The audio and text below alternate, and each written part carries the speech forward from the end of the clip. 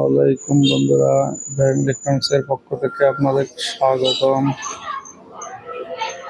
চ্যানেলটাকে সাবস্ক্রাইব করবেন যারা আমাদের সাথে নতুন জয়েন হয়েছেন। আশা করি সবাই ভালো আছেন। ধন্যবাদ। আসসালামু আলাইকুম বন্ধুরা, আজকে আপনাদের জন্য শুরু করলাম আপনাদের নতুন ভিডিও। টিভিতে এসটি কেন হয় না, কি কারণে হয় না, এটা আপনাদেরকে এ টু জেড বুঝিয়ে দেব। প্রথমত দেখবেন বি প্লাস 110 ভোল্ট ঠিক আছে কিনা। যদি এখানে 10 ভোল্ট ঠিক থাকে, এখান দিয়ে জাম্পার হয়ে এই পাশে আসে, এই জাম্পারটা দেখবেন ঠিক আছে কিনা। যদি এটা ঠিক থাকে, দেখুন ফ্লাইব্যাগের গোড়া এই পিনটা অনেক সময় ডিসকানেক্ট হয়ে থাকে। তো আপনারা এই ডিসকানেক্টটা চেক দেবেন। এটা ঠিক হওয়ার পরে এখন আউটপুট এখানেও সেম এই জায়গাটা ফাটা থাকে।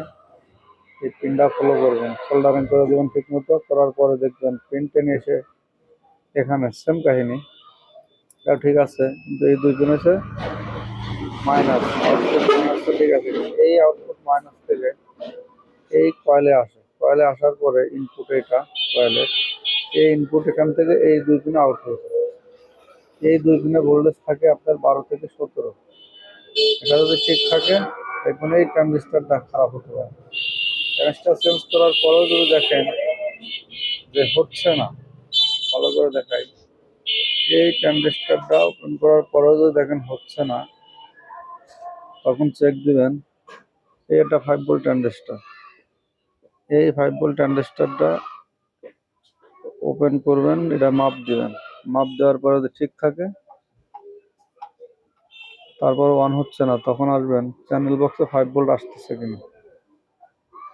এই 5 ভোল্ট যদি ঠিক থাকে তো ভালো, যদি ঠিক না থাকে তখন এই ট্রানজিস্টারটা বুঝবেন যে ট্রানজিস্টারে ঘাপলা আছে।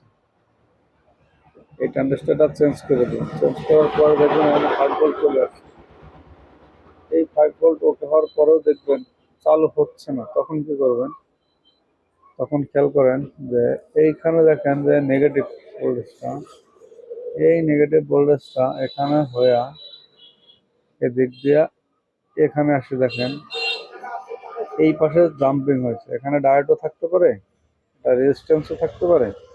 না, এটা ওপেন করে মাপ দিন। আমরা এটা মাপে খারাপ পাইছি, তো এই জন্য আমরা এটা এখন চেঞ্জ করে দিব।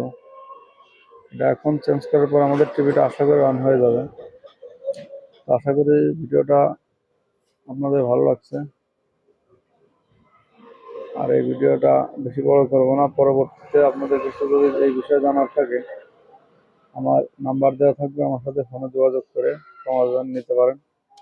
যারা নতুন তারা চ্যানেলটা অবশ্যই সাবস্ক্রাইব করবেন, বেশি বেশি শেয়ার করবেন, আমাদেরকে নতুন নতুন ভিডিও বানাতে উৎসাহিত করবেন। আশা করি ভালো লেগেছে সবাই। আসসালামু আলাইকুম, ধন্যবাদ সবাইকে।